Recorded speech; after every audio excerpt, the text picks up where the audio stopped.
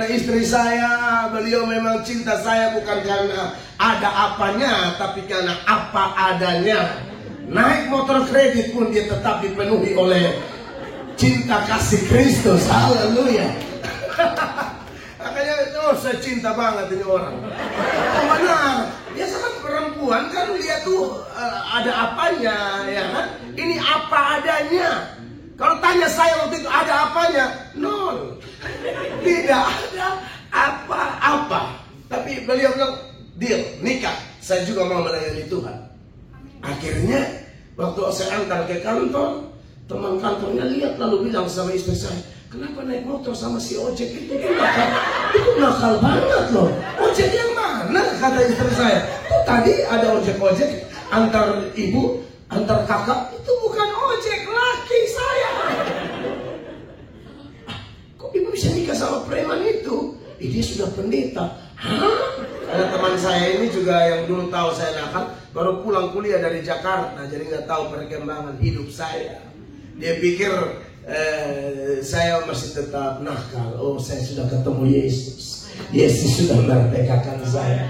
Dan saya percaya semua orang di ruangan ini, siapapun Anda, di depan manusia kita bisa acting, di depan manusia kita bisa main sinetron, tapi Tuhan tahu kedalaman hatimu dan tahu kedalaman hatiku. Saya sedikit agak lucu dan orang bisa ketawa, tapi siapa tahu mungkin dalam tertawamu hatimu merana. Oh iya, karena Amsal pasal 14 ayatnya yang ke-13, ayat itu secara eksplisit penulis Amsal berkata bahwa dalam tertawa pun hati bisa merana. Saudara-saudara, perhatikan ini ayat. Di dalam tertawa pun hati dapat merana, Ya. dan kesukaan dapat berakhir dengan duka cita. Banyak orang bisa ketawa tapi hati merana. Dan secara ajaran Kristen kita jumpai banyak orang bisa ketawa di luar tapi hatinya yang dikuasai atau masih dijajah oleh dosa, dia akan tertekan luar biasa. Tapi hari ini ada good news from heaven. Amin. Ada kabar baik dari surga bahwa Yesus yang telah memerdekakan Paulus, Yesus yang telah memerdekakan perempuan Samaria di perigi Yakub, Yesus yang telah memerdekakan Melato, Yesus yang berkata, marilah kepadaku semua yang letih, lesu dan berbeban berat, aku akan beri kelegaan kepadamu. Yesus yang sama dalam Yohanes pasal 6 ayatnya yang ke-37, dia berkata, semua yang diberikan Bapa kepadaku akan datang kepadaku, dan barang siapa datang kepadaku, ia tidak akan kubuang. Apakah ada orang-orang terbuang di sini? Saya merasa saya sangat terbuang. Saya sudah jadi sampah masyarakat. Orang tua saya berkali-kali berkata waktu saya bikin masalah, kalau tahu kau dari kecil nakal begini, waktu kau masih kecil kami cekek lu kasih mati. Itu kalau di NTT maksudnya saya cekik kau kasih mati. Dari kecil, karena cekek itu cekik. Cekek itu kalau di NTT sama Manado bisa arti dua, bisa cekik, bisa makan. Ya, lu suka cekek. Kalau di Kupang pun cekek. Iya kan? Orang tua saya, papa saya, mama saya ulang-ulang ngomong begitu. Karena saking nakalnya saya, saking badungnya saya, saking troublemakernya saya, mereka berkata kalau tahu begini dari kecil, katong cekek lu kasih mati. Puji Tuhan mereka tidak jadi cekek. Oh haleluya. Yang kali saya ditangkap polisi, papa saya keluar dan bilang sama polisi, hantam dia pak, lipat. Begitu saudara-saudara. Saya pikir ini bapak. Memang bapak di dunia ini yang repot, tapi bapak di surga. Haleluya. Aduh, ini sudah berat. Intinya, siapapun Anda dan saya datang pada Kristus sekarang, dia sanggup melepaskan kita. Dia tidak akan buang kita. Satu-satunya yang terima kita apa adanya, namanya Yesus Kristus Tuhan.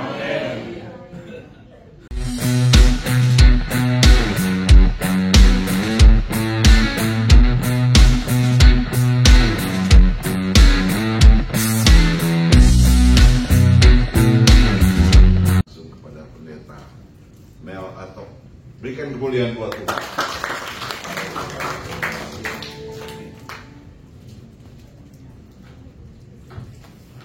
Puji Tuhan. Shalom. Shalom.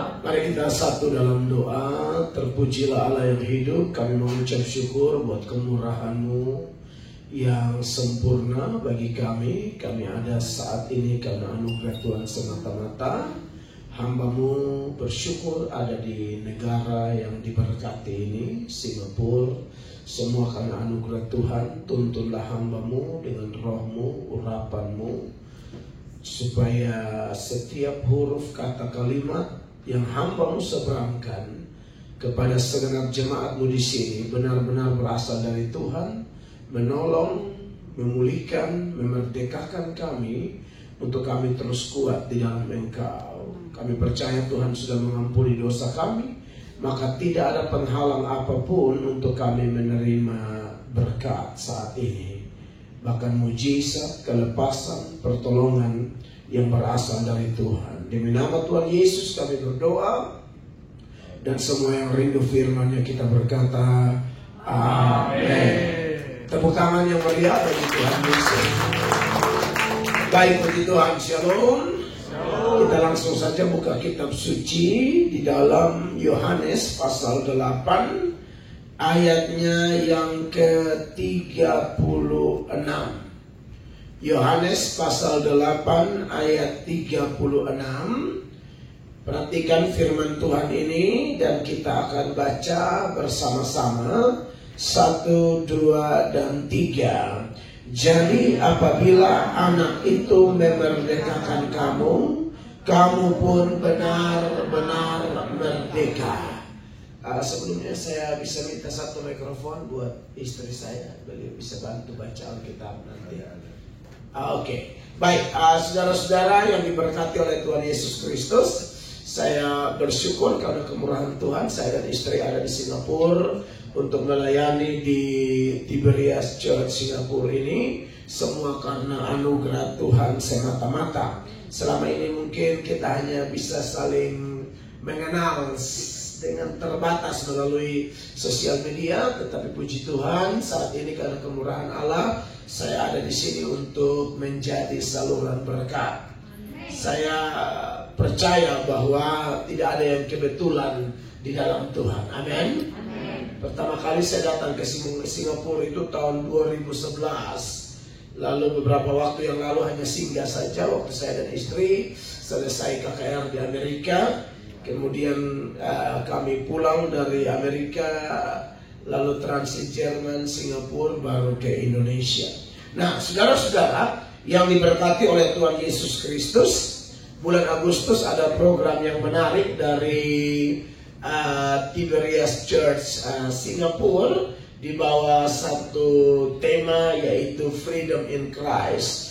Dan itu pasti sangat luar biasa. Dari tahun ke tahun ada juru bicara Allah yang sudah Allah utus ke sini untuk berbicara atas nama Tuhan. Dan tentu ada sejumlah firman, sejumlah pesan yang sudah Allah perdengarkan kepada jemaat sekalian.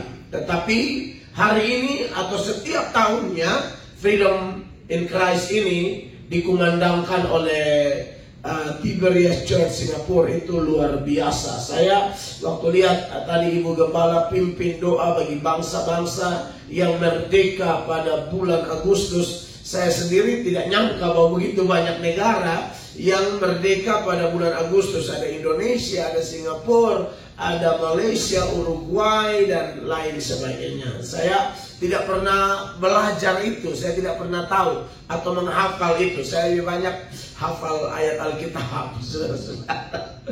Baik, puji Tuhan. Saya percaya sudah ada banyak firman yang disampaikan seputaran topik ini. Hanya saja Bapak Ibu jemaat yang diberkati oleh Tuhan Yesus, kenapa hari ini kita dengar lagi manusia itu, saudara-saudara, memang punya satu sifat, yaitu pelupa. Jangankan kita yang sekarang ya, kalau kita ingat cerita tentang Adam dan Hawa. Adam dan Hawa itu, saudara-saudara, sebelum jatuh ke dalam dosa, mereka adalah manusia sempurna. Sempurna, tanpa dosa, tanpa cacat. Ya, Manusia tidak dilahirkan dengan hakikat dosa, tidak ada. Manusia itu sempurna sebenarnya. Tapi Kejadian 3, Alkitab mencatat manusia jatuh dalam dosa. Sebelumnya Kejadian 1, Kejadian 2, setelah manusia diciptakan menurut gambar dan rupa Allah, lalu ditempatkan di Taman Eden kekasih Tuhan untuk mengusahakan dan mengurus seluruh taman itu. Bahkan diberi otoritas, Tuhan beri otoritas kepada Adam untuk memberikan nama kepada setiap binatang, tumbuhan, dan lain sebagainya. Dan disertai dengan satu aturan main, satu larangan. Allah berfirman di situ. Dalam Kejadian pasal 2, ayat 16 dan ayat 17, di sana ada firman Tuhan. Khususnya ayat 16, Tuhan berfirman begini. Perhatikan Bapak Ibu. Lalu Tuhan Allah memberi perintah ini kepada manusia. Ya. Semua pohon dalam taman ini boleh kau makan buahnya dengan bebas. Iya. Tetapi pohon pengetahuan tentang yang baik dan yang jahat itu, janganlah kau makan buahnya. Sebab pada hari engkau memakannya, pastilah engkau mati. Saudara lihat di sini. Jadi saya sudah tidak bisa hitung, atau mungkin Bapak Gembala masih bisa hitung ya, berapa banyak pendeta yang Tuhan utus untuk khotbah di gereja ini misalnya. Atau dalam momen khusus bulan Agustus, Freedom in Christ. Saya tidak tahu berapa banyak pendeta, termasuk hari ini saya mendapatkan kesempatan. Tapi waktu Adam dan Hawa itu Tuhan berkhotbah langsung, saudara-saudara. Pengkhotbahnya adalah Allah Yahweh, Bapa kita di sorga. Dia yang menyampaikan firman. Lalu Tuhan Allah memberi perintah ini kepada manusia dan seterusnya. Bayangkan, pengkhotbahnya adalah langsung Tuhan Allah, sang sumber firman. Kalau kami ini pendeta-pendeta, Bapak Gembala, Ibu Gembala, saya, istri saya, dan semua pendeta, kami hanya juru bicara. Kami hanya juru bicara yang menyampaikan firman-Nya Allah. Tapi dalam kasus Adam, di dalam teks ini, Tuhan langsung berbicara. Tapi saya mau tanya, Adam dan Hawa taat atau melanggar? Melanggar. Cepat lupa. Padahal yang pertama, belum ada dosa, masih sempurna. Yang kedua, pengkhotbahnya langsung Tuhan Allah. Sekalipun Tuhan Allah langsung berkhotbah, dan waktu itu manusia belum terkontaminasi dosa, kok lupa? Apatah lagi kita yang sibuk kerja dari pagi sampai malam, dari Senin sampai Sabtu. Saya tidak tahu kesibukan saudara-saudara saya di sini dalam kerjaan kita masing-masing, tapi pasti sangat sibuk, bukan? Ada waktu itu kesibukannya apa? Tidak ada terlalu sibuk yang gimana-gimana. Intim banget sama Tuhan. Tapi apa yang terjadi? Lupa. Maka dari itu firman Allah itu memang harus terus diulang-ulang. Di zaman Musa, Tuhan bilang sama Musa, sampaikan kepada bangsa Israel yang menyampaikan kebenaran tentang Tuhan. Jangan 1-2 kali diulang-ulang. Dari Kejadian 6, Ulangan 6 ayat 4. Di situ ada pengakuan iman orang Yahudi. Dalam bahasa Ibrani-nya, Shema Israel Adonai Eloheinu Adonai Ehad. Dengarkanlah Israel, Tuhan itu Allah kita, Tuhan itu Esa. Perhatikan ayat 4. Dengarlah hai orang Israel, Tuhan itu Allah kita, Tuhan itu Esa. 5. Kasihilah Tuhan Allahmu dengan segenap hatimu, dan dengan segenap jiwamu, dan dengan segenap kekuatanmu. Iya, itu disampaikannya sesering mungkin Tuhan bilang. Perhatikan. Apa yang kau perintahkan kepadamu pada hari ini, haruslah engkau perhatikan. Haruslah engkau mengajarkannya berulang-ulang kepada anak-anakmu, dan membicarakannya apabila engkau duduk di rumah, betul, apabila engkau sedang dalam perjalanan, apabila engkau berbaring, dan apabila engkau bangun.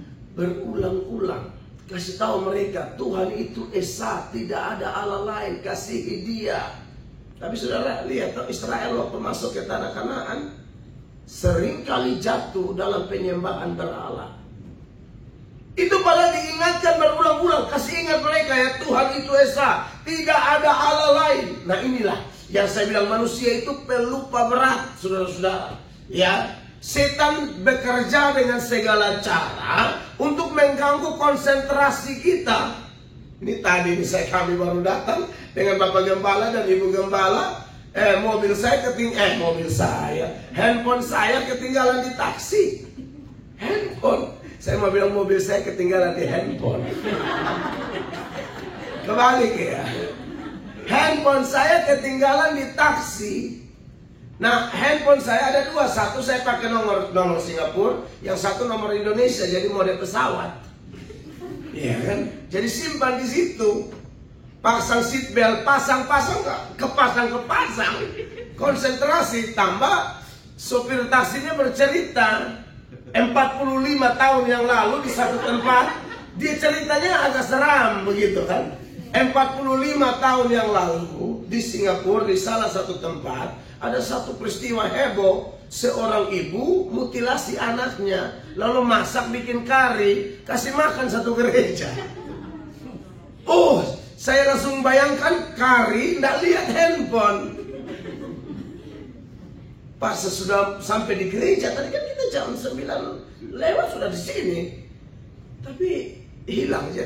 Tapi Tuhan tuh baik. Ibu Gembala saya anggap satu teladan pendoa luar biasa. Ya, kita lagi mungkin panik atau apa, Ibu Gembala langsung pimpin doa. Tuhan, kami yakin handphonenya ada. Ada betul. Beri tepuk tangan dulu.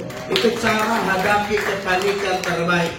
Berdoa saya sambil melihat, tapi saya mendapatkan berkat, mendapatkan pelajaran berharga dari Ibu Gembala yang tentu dari sudut waktu Bapak dan Ibu lebih senior dari saya sebagai pendeta. Dan itu menarik sekali, luar biasa. Telepon sana, telepon sini ada. Lalu di taksi itu juga sopirnya sudah tahu kita semua berempat di mobil tadi itu hamba Tuhan. Dia kalau berani tipu selesai. Ya, itu malaikat turun dan itu mobil dia buang langsung Malaysia.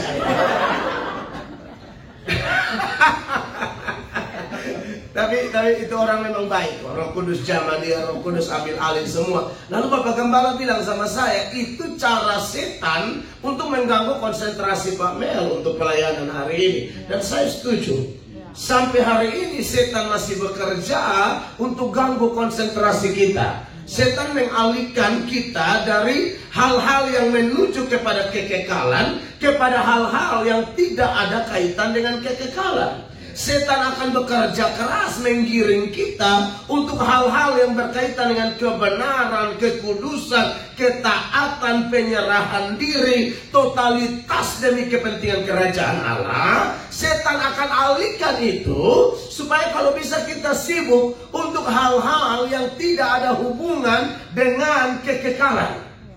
Saya percaya orang Etlabora berdoa dan bekerja. Doakan apa yang kita kerjakan dan kerjakan apa yang kita doakan. Itu benar. Harus ada keseimbangan di sana. Jadi kalau bisa rohani lebih, itu jauh lebih baik. Tapi kalau yang lahiriah melebihi yang rohani, saya pikir kita semua perlu waspada dan renungkan apa yang saya katakan tadi. Mungkin setan sedang menggiring kita untuk mengalihkan fokus kita daripada kebenaran kepada sesuatu yang tidak benar, daripada kekekalan kepada sesuatu yang sifatnya sementara. Ya, makanya di padang gurun itu setan datang mencobai Tuhan Yesus Kristus. Yesus lagi puasa. Puasa itu rohani atau bukan? Rohani.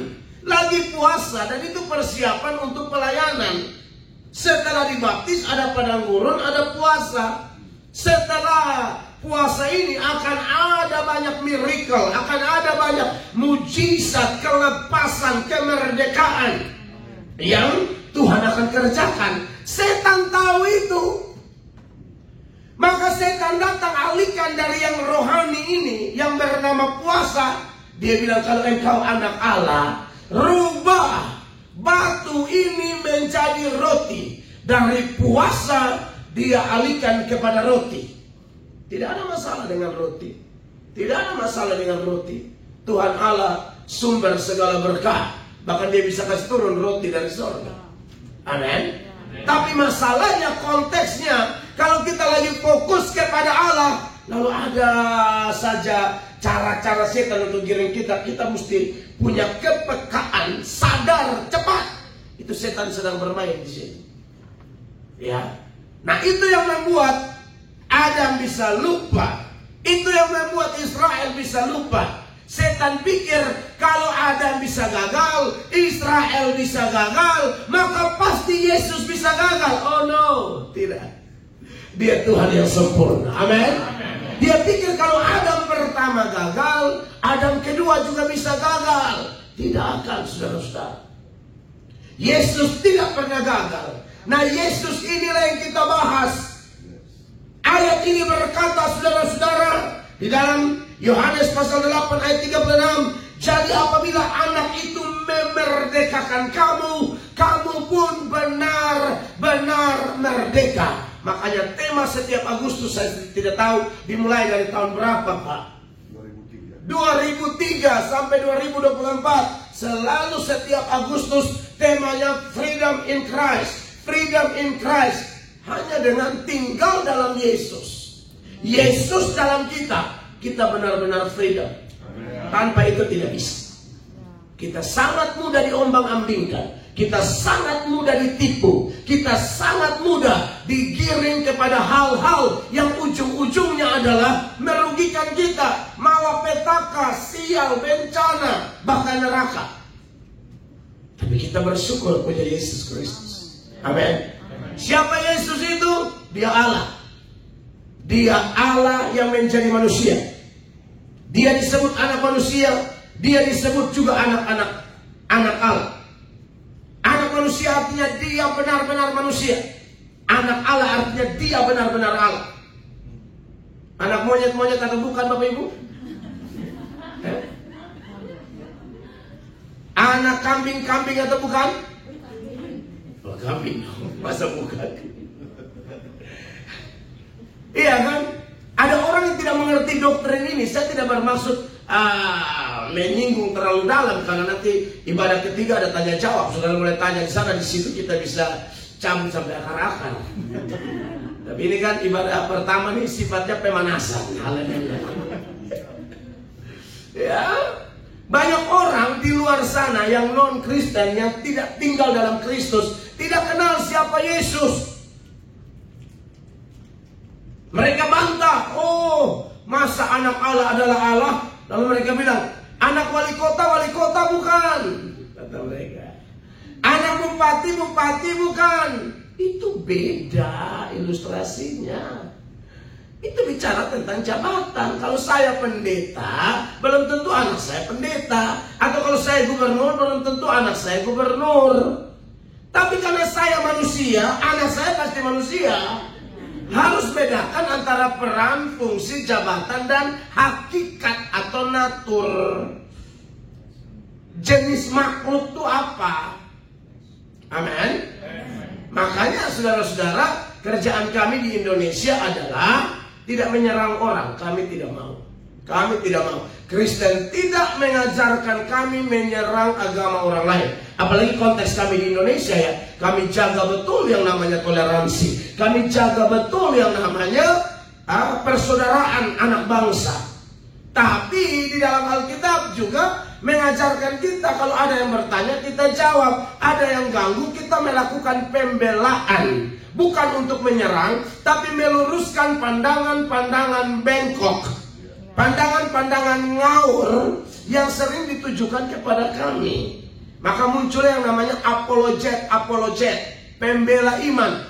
Tuhan tak perlu dibela. Iya betul, kalau dalam konteks membela Tuhan dengan pengertian seolah-olah Tuhan lemah, seolah-olah Tuhan tidak maha kuasa, ya salah. Tapi masalahnya yang suruh membela itu Tuhan sendiri. Membela bukan karena Tuhan tidak bisa membela dirinya sendiri, bukan. Allah mau kasih kerjaan buat kita. Kan kita teman sekerja di ladang Tuhan. Makanya di dalam Bilangan pasal 25 ayat 11. Kalau salah baru kita balik saja ya. Bilangan 11 ayat 25. Di situ ada seorang bernama Pinehas. Oh iya, 11 ayat 25. Oh, 25 ayat 11. Oke. Silakan. Pinehas anak Eleazar, anak Imam Harun, telah menyurutkan murkaku daripada orang Israel Oleh karena ia begitu giat membela kehormatanku di tengah-tengah mereka, Tuhan mau. sehingga tidaklah kau habisi orang Israel dalam cemburuku. Tuhan, sebenarnya saya mau kasih habis kalian semua di Israel. Tapi untung ada satu orang yang bela kehormatanku. Gara-gara dia aku perhitungkan kalian semua. Kalau tidak saya pakai bahasa kami di NTT, kalau tidak saya sapu kau ke jalan. Kira-kira begitu. Jadi saudara jangan anti ya kalau ada orang-orang yang dia begitu giat membela kehormatan Tuhan. Dia begitu giat membela firman Allah yang diselewengkan. Sebenarnya Allah bisa lakukan sendiri. Allah nggak butuh pengkhotbah kayak saya, ya. Atau minimal Allah pakai malaikat lah. Ya tahu kalau khotbah, malaikat kalau satu aja muncul di sini, mencret kita semua. Satu malaikat aja loh. Orang kita punya teman aja yang dulu masih kecil, ya kotornya minta ampun, kalau lap ingus dia tarik sampai lambang Nike kan. Kita ketemu dia sudah kerja di bank. Oh so putih dia suka pakai stocking. Ketemu kita darah Yesus Kristus. Kamu kan yang dulu ini kan, di Nike kan, kamu yang anak Nike itu kan. Iya kan. Sekarang so cantik dia, apalagi oplas sekarang kan murah. Tapi hati-hati salah oplas, bengkak kanan ya. Kemarin istri saya kasih tunjuk ini salah operasi plastik, bukan jadi bagus, aduh jadi hancur itu. Kalau orang sudah operasi plastik nggak bisa ketawa lepas kayak kalian, tidak bisa. Dia ketawanya agak jahit. Karena kalau dia paksa sobek plastik. Nah ini enak, kan ini kelihatan belum oplas ya. Kalau yang so oplas, oh nggak bisa dia ketawa. Semua katanya, di dalamnya udah mau keluar, tapi gimana ini pecah? Ya apalagi kan ada yang tarik benang apa segala macam, kan putus tuh benang-benangnya. Nah, haleluya. Jadi sebenarnya Tuhan pakai malaikat cukup. Waktu Natal siapa yang khotbah? Yang berteriak, hari ini telah lahir bagimu Juru Selamat Kristus Tuhan di kota Daud. Siapa? Malaikat. Dia khotbah kepada gembala-gembala. Yesus bangkit, yang khotbah siapa? Malaikat. Pergi, dia telah bangkit, dia tunggu kamu di Galilea. Sebenarnya nggak usah pakai Pak Franky, nggak usah pakai Ibu Gembala, nggak usah pakai Pendeta Melatok, nggak usah pakai Pendeta Gilbert. Cukup pakai malaikat, selesai. Amin. Kalau malaikat yang khotbah di Singapura, ini siapa yang mau lawan? Dia berdiri di atas itu perahu, Marina Bay Sands, itu dengan kata kembalilah kalian. Itu yang berenang-benang pakai handuk lagi kamu lagi. Malaikat muncul. Di perjanjian lama satu malaikat ada bisa bunuh 185.000 orang dalam satu hari. Satu malaikat. Makanya waktu Petrus potong telinga Malkus di Taman Getsemani, itu Tuhan bilang, Petrus, kau kira aku tidak bisa minta 12 pasukan malaikat? Satu pasukan itu 6.000 kali 12 72.000. Nah satu malaikat aja bisa bunuh 185.000. 72.000 malaikat bunuh berapa? Seluruh benua Asia. Selesai. Tapi Anda lihat Tuhan mau pakai kita. Bukankah ini pekerjaan terhormat? Ini pekerjaan terhormat. Allah mau pakai kita untuk membela kebenarannya, seperti Finehas, seperti Paulus. Makanya di dalam Filipi pasal 1 ayatnya yang ke-7, Rasul Paulus bilang, aku ada di penjara ini untuk membela Injil. Perhatikan ayatnya. Memang sudahlah sepatutnya aku berpikir demikian akan Filipi kamu. 1:7. Ya. Yes, soalnya ayat mau ditayangkan supaya semua lihat. Oh, ayat baca aja. Memang sudahlah sepatutnya aku berpikir demikian akan kamu semua. Yes. Sebab kamu ada di dalam hatiku. Oleh karena kamu semua turut mendapat bagian dalam kasih karunia yang diberikan kepadaku, baik pada waktu aku dipenjarakan maupun pada waktu aku membela dan meneguhkan berita Injil. Pada waktu aku membela dan meneguhkan berita Injil. Amin. Jadi membela Injil itu jangan diartikan Tuhan lemah, bukan. Tuhan kasih kesempatan kita bekerja untuk Tuhan. Dan kapan itu bisa berlangsung? Ketika kita sudah dimerdekakan dalam Kristus. Tanpa itu tidak bisa. Tanpa itu tidak bisa. Yesus berkata, siapa yang melakukan dosa, dia adalah hamba dosa. Tapi kalau dia sudah dimerdekakan, firman Tuhan begitu jelas di dalam Roma pasal 6 ayatnya yang ke-17, bahwa kalau kita sudah dimerdekakan, kita akan menjadi hamba kebenaran. Perhatikan. Tetapi syukurlah kepada Allah. Ya. Dahulu memang kamu hamba dosa. Betul. Tetapi sekarang kamu dengan segenap hati telah mentaati pengajaran yang telah diteruskan. 18, sama-sama jemaat. 18 kalau bisa ditayangkan. Pendek sekali saja. 1, 2, 18. 1, 2, 3. Kamu telah dimerdekakan dari dosa dan apa? Menjadi hamba kebenaran. Kapan seseorang menjadi hamba kebenaran? Ketika dimerdekakan dari dosa. Saya ini mantan penjahat. Waduh, penjahat. Kenapa jahat? Satu, memang karena kalau dari beberapa faktor yang kelihatan ya. Orang tua saya tidak bertobat. Itu trouble, itu masalah ya. Papa dan mama, papa Katolik, mama Protestan. Jadi ibadah Katolik kami terima, ibadah Protestan kami terima. Ya, bahkan main jelangkung pun kami terima.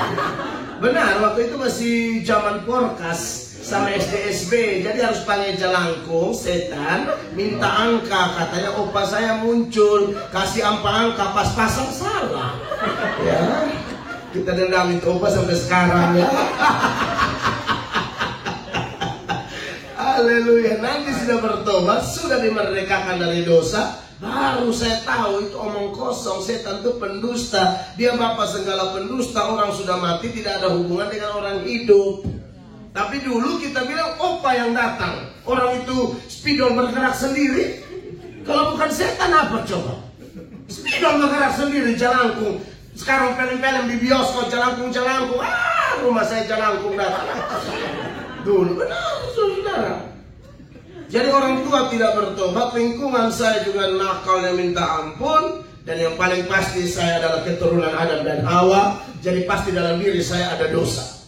Ya. Bahkan Alkitab berkata dalam Mazmur 51 ayatnya yang ke-7, ayat itu mengatakan bahwa dari dalam kandungan, dari rahim ibuku, aku dikandung dalam dosa. Jadi Kristen itu tidak percaya doktrin tabula rasa yang mengatakan bahwa kalau anak kecil lahir itu suci, murni, putih, bersih. Tidak. Kita keturunan Adam dan Hawa. Karena kita ini keturunan Adam dan Hawa, maka kita dilahirkan, bahkan masih dalam rahim ibu sudah bawa itu potensi dosa. Perhatikan ayatnya. Mazmur 51 ayat 7, sesungguhnya dalam kesalahan aku diperanakan, dalam dosa aku dikandung ibuku. Dalam dosa aku dikandung ibuku. Makanya lebih gampang anak-anak itu tahu bikin dosa daripada tahu bikin kebenaran. Serius, anak kecil itu Anda ajak, lebih gampang dia tuh bikin dosa. Makanya Anda harus cepat-cepat kalau punya anak dari kecil, ajar dia baca Alkitab. Makanya Tuhan Yesus bilang apa? Jangan halang-halangi anak-anak itu datang kepadaku. Anak-anak itu butuh penebus, bukan karena mereka sudah banyak melakukan dosa. Bukan, mereka dilahirkan bawa dosa. Itu kenapa mereka butuh satu sosok pribadi yang mampu memerdekakan mereka dengan sempurna. Dan the one and only Jesus Christ. Amin. Kekasih Tuhan. Hanya Yesus yang bisa memerdekakan orang. Nah saya ini badungnya minta ampun. Sudah lingkungan begitu, ya modal dasarnya sudah ada, lahir dalam dosa. Karena dalam Roma pasal 5 ayat 12, ayat itu mengatakan gara-gara satu orang kita semua berdosa. Itu maka dari itu dalam kandungan pun sudah berdosa. Begitu ya. Perhatikan Roma 5:12. Sebab itu sama seperti dosa telah masuk ke dalam dunia oleh satu orang, dan oleh dosa itu juga maut. Demikian maut itu telah menjalar kepada semua orang, karena semua orang telah berbuat dosa. Lalu lompat ke ayat 19. Jadi sama seperti oleh ketidaktaatan satu orang, semua orang telah menjadi orang berdosa. Sampai di situ. Jadi karena ketidaktaatan satu orang, semua orang telah menjadi orang berdosa. Maka kesimpulannya, semua orang perlu dimerdekakan. Karena siapa yang dikuasai dosa, dia adalah hamba dosa. Yesus datang untuk memerdekakan kita. Cara Yesus memerdekakan terlalu banyak. Secara umum melalui pemberitaan Injil. Dia mau pakai siapa terserah. Saya, Tuhan pakai seorang mantan narapidana. Dia dibayar untuk bunuh orang. Lalu dia masuk penjara. Setelah keluar dari penjara, ternyata Roh Kudus menjamah dia dalam penjara. Karena banyak penginjil suka masuk ke penjara. Itu yang dulu dilakukan oleh Pak Franky beberapa waktu yang lalu di awal pelayanan beliau. Nah, ini hamba-hamba Tuhan kayak begini ini yang Tuhan utus. Dan banyak kelepasan, banyak pemulihan, banyak mujizat, banyak revival terjadi di penjara-penjara. Mereka keluar khotbah keliling di gang-gang, di tempat mangkal, tempat ngumpulnya para preman. Mereka datang berkhotbah. Tidak sekolah teologia. Bikin KKR live tanpa panitia, tanpa doa pembukaan, tanpa kolete. Selesai. Saya diselamatkan Tuhan. Bulan Januari saya ditangkap terakhir, ditangkap polisi 8 kali. Saya bebas terakhir itu 13 Januari 1999. Beberapa waktu setelah itu penginjil itu datang. Di situ saya tidak bisa tahan air mata. Saya sudah sering ikut KKR besar. Pendeta Yakob Nawai, Pendeta Ade Manuhutu, Pendeta Yonas Wisa, Pendeta Gilbert, dan sejumlah pendeta-pendeta lain dari dalam maupun luar negeri yang turun ke NTT dan bikin KKR. Kami hadir tapi tidak mengalami apa-apa, hanya ikut rame karena memang belum waktu Tuhan. Tapi waktu Tuhan saya diselamatkan melalui seorang mantan napi yang bagi masyarakat dia sudah jadi sampah masyarakat. Tapi Yesus Kristus sang pemulung agung itu datang turun ambil sampah ini, dia daur ulang, dia pakai untuk kemuliaan namanya. Dan sampah yang sudah daur ulang ini dia datang jangkau sampah yang lain yang bernama Melatok. Oh, saya sampah banget. Sangat sampah. Saya bacok orang berkali-kali, saya hantam orang. Aduh, satu kampung agak ngeri-ngeri sedap urusan sama saya. Benar. Pencuri kelas berat saya ini. Jemuran tetangga, jemur lewat sampai jam 10 malam, saya anggap amal ibadah. Saya akan bantu angkat dan susun di lemari saya. Aduh, jahat minta ampun, badung minta ampun. Saya selepas sudah begitu saya menikah sama istri waktu itu, kredit motor saya ingat uang muka 1,5 juta. Haleluya. Itu bayar sampai mabok ya. Tapi karena istri saya, beliau memang cinta saya bukan karena ada apanya, tapi karena apa adanya. Naik motor kredit pun dia tetap dipenuhi oleh cinta kasih Kristus. Haleluya. Makanya, oh saya cinta banget ini orang. Oh, benar. Dia sangat perempuan kan, dia tuh ada apanya, ya kan? Ini apa adanya. Kalau tanya saya waktu itu ada apanya, nol. Tidak ada apa-apa. Tapi beliau bilang, deal, nikah. Saya juga mau melayani Tuhan. Akhirnya, waktu saya antar ke kantor, teman kantornya lihat lalu bilang sama istri saya, kenapa naik motor sama si ojek itu? Itu nakal banget loh. Ojek yang mana? Kata istri saya. Tuh tadi ada ojek-ojek antar ibu, antar kakak. Itu bukan ojek laki saya. Kok ibu bisa nikah sama preman itu? Dia sudah pendeta. Hah? Ada teman saya ini juga yang dulu tahu saya nakal, baru pulang kuliah dari Jakarta, jadi nggak tahu perkembangan hidup saya. Dia pikir saya masih tetap nakal. Oh, saya sudah ketemu Yesus. Yesus sudah merdekakan saya. Dan saya percaya semua orang di ruangan ini, siapapun Anda, di depan manusia kita bisa acting, di depan manusia kita bisa main sinetron, tapi Tuhan tahu kedalaman hatimu dan tahu kedalaman hatiku. Saya sedikit agak lucu dan orang bisa ketawa, tapi siapa tahu mungkin dalam tertawamu hatimu merana. Oh iya, karena Amsal pasal 14 ayatnya yang ke-13, ayat itu secara eksplisit penulis Amsal berkata bahwa dalam tertawa pun hati bisa merana. Saudara-saudara, perhatikan ini ayat. Di dalam tertawa pun hati dapat merana. Ya. dan kesukaan dapat berakhir dengan duka cita. Banyak orang bisa ketawa tapi hati merana, dan secara ajaran Kristen kita jumpai banyak orang bisa ketawa di luar tapi hatinya yang dikuasai atau masih dijajah oleh dosa, dia akan tertekan luar biasa. Tapi hari ini ada good news from heaven. Amin. Ada kabar baik dari surga bahwa Yesus yang telah memerdekakan Paulus, Yesus yang telah memerdekakan perempuan Samaria di perigi Yakub, Yesus yang telah memerdekakan Melato, Yesus yang berkata, marilah kepadaku semua yang letih, lesu dan berbeban berat, aku akan beri kelegaan kepadamu. Yesus yang sama dalam Yohanes pasal 6 ayatnya yang ke-37, dia berkata, semua yang diberikan Bapa kepadaku akan datang kepadaku, dan barang siapa datang kepadaku, ia tidak akan kubuang. Apakah ada orang-orang terbuang di sini? Saya merasa saya sangat terbuang. Saya sudah jadi sampah masyarakat. Orang tua saya berkali-kali berkata waktu saya bikin masalah, kalau tahu kau dari kecil nakal begini, waktu kau masih kecil kami cekek lu kasih mati. Itu kalau di NTT maksudnya saya cekik kau kasih mati. Dari kecil, karena cekek itu cekik. Cekek itu kalau di NTT sama Manado bisa arti dua, bisa cekik, bisa makan. Ya, lu suka cekek. Kalau di Kupang pun cekek. Iya kan?